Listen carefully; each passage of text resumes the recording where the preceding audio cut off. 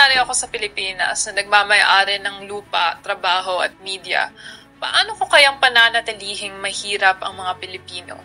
Ito ay 8 paraan. Una, popondahan ko ang lahat ng mga politiko para maisagawa nila ang mga batas at patakaran na gusto ko. Pangalawa, sisiguraduhin ko na mababa pa rin ang minimum wage, maraming contractors, para mapanitiling mataas pa rin ang kita sa aking mga kumpanya. Pangatlo, sisiguraduhin ko na iilan lang kami o ako lang ang may-ari ng isang industriya para ang sahod at kalidad ay mababa habang ang presyo ng mga produkto ay nagmamahal. Pang-apat, papalayasin ko ang mga tunay na nakatira sa isang lupa para sa aking kumpanya at para ibenta sa mga dayuhan. Panglima, pag-aaway-awayin ko ang mga Pilipino sa mga politiko na pinupondahan kong lahat para hindi nila malaman na ako talaga ang tunay na nagmamay-ari ng ekonomiya at sa kanila. Pang-anim, gagamitin ko ang media na pinagmamay-ari ko o pinagmamay-ari ng mga kaibigan ko para hindi talaga malaman ng mga Pilipino ang aking mga kasalanan sa bansa. At bibigyan ko ng plataporma ang mga politiko na gusto kong pinag-aaway-awayan nila. Pang-7,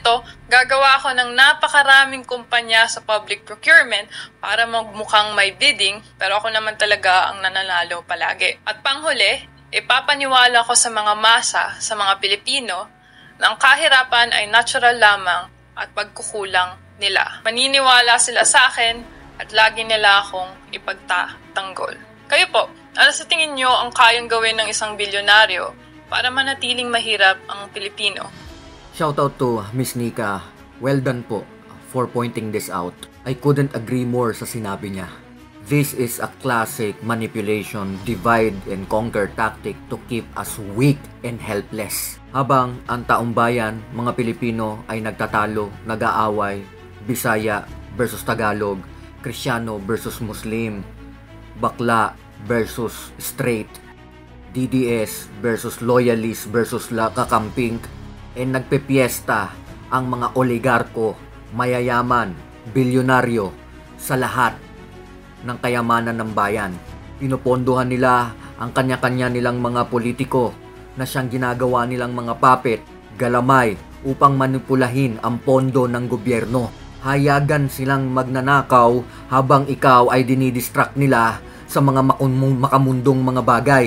Entertainment, sports events, pakilig movies, mga teledrama, musika, lahat ng ito ay nagagamit para i-distract ka sa katotohanan na ang mga makakapangyarihan at bilyonaryo ay unti-unti kang ninanakawan. Kaya huwag kang magtaka kung bakit graduate ka naman, kumpleto naman ng requirements mo, nagsikap ka naman, nag-aral ka naman, nagsipag ka naman, pero ang ending, minimum wage ka pa rin.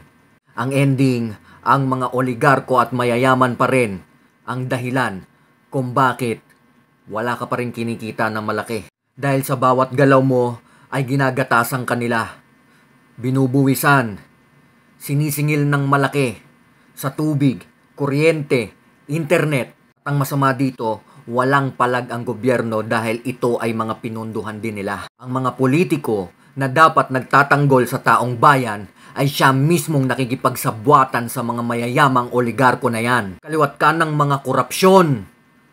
Sinisisi natin ang mga politiko sa kaliwat ka ng korupsyon.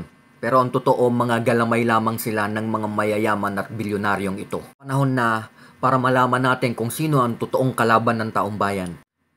Ang totoong kalaban ng taong bayan ay ang nagmamanipula sa gobyerno. Hindi lang ang mga politiko. Galamay lamang sila. They are just the surface, tip of the iceberg. If you go deeper, malalaman mo na ang tinatawag na mga oligarko, deep state, elites, ang siyang kumukontrol, gumagatas, umaabuso, umaalipin sa bawat mamamayan. Gising na bayan, gising na. May panahon pa, hindi pa uli ang lahat. Vote wisely. Piliin niyo ang tamang mga mamumuno sa bayan.